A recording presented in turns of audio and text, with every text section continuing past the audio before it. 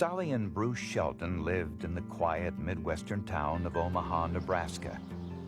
Omaha had many of the benefits of life in a large city with little of the crime and violence of other cities its size. The Sheltons had been married for about 2 years. Sally worked for an insurance company. Bruce was a television repairman. Most of their free time was spent with their 11-month-old son, Chad, whom they adored. He was a big, full baby, big hands, big feet, like his daddy. He looked a lot like his daddy, but yet he had some features of his mama. Never sick. He was the real healthy baby and a very sweet little baby. On Sunday morning, September 10th, 1978, Sally and Bruce had a full day planned, shopping, running errands, and cleaning the carpets in their home. They had already been cleaning the house and preparing it for some new furniture. No, they had money, but they were trying to buy a piece at a time, just like any family that's starting off.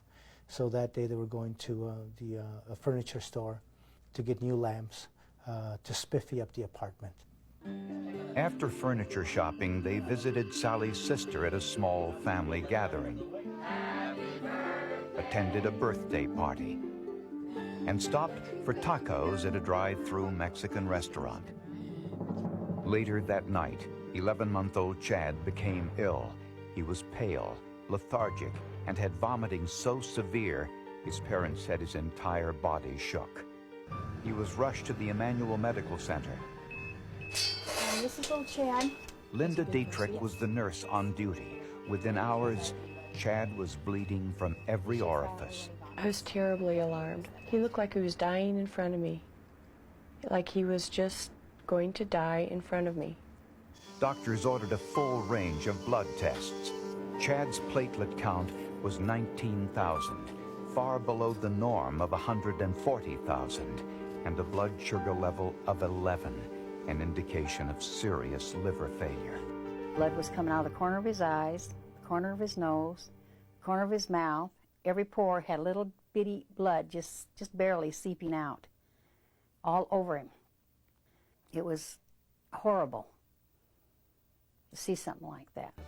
Early the next morning, Chad Shelton's heart rate dropped to 46 beats per minute, then dropped even further. Doctors and nurses worked feverishly to revive him without success. Just 48 hours after being admitted to the hospital, Chad Shelton died.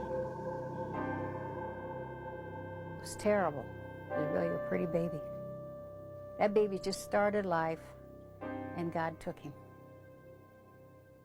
A few hours later, another patient was admitted to the hospital with the same symptoms.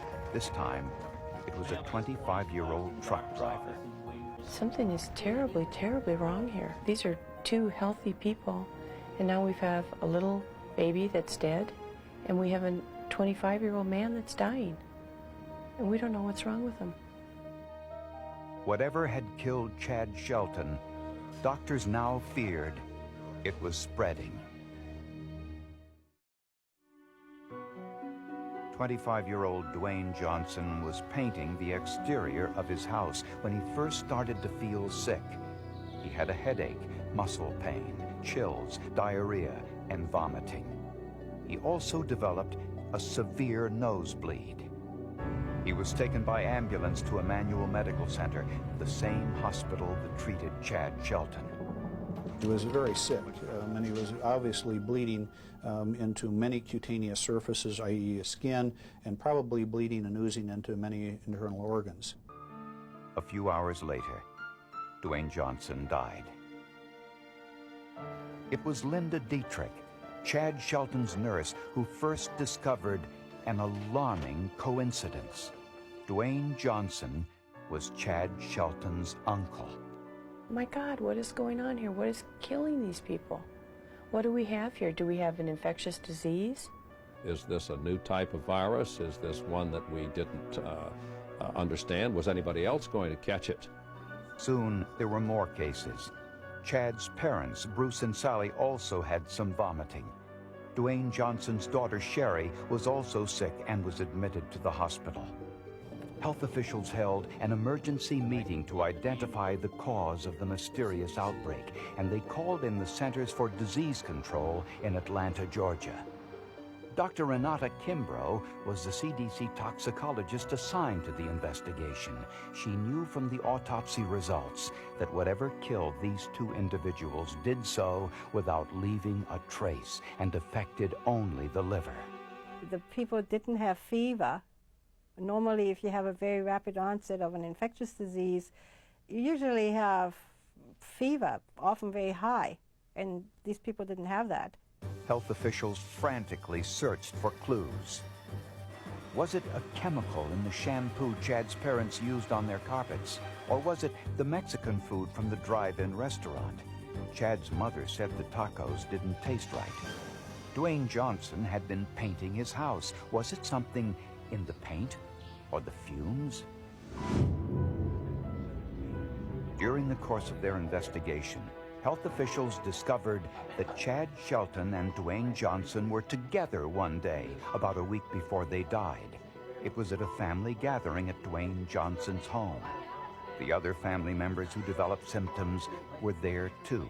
Obviously, water samples were taken, insulation samples were taken, soil samples were taken, paint scrapings were taken. We took everything that could possibly have had an effect on this family. A window air conditioner in Johnson's home was missing its filter and sat beneath the tree used by roosting birds. Health officials tested the soil for Histoplasma capsulatum, a yeast-like fungus caused by contaminated bird feces. They also discovered that lemonade had been served at the family gathering at the Johnson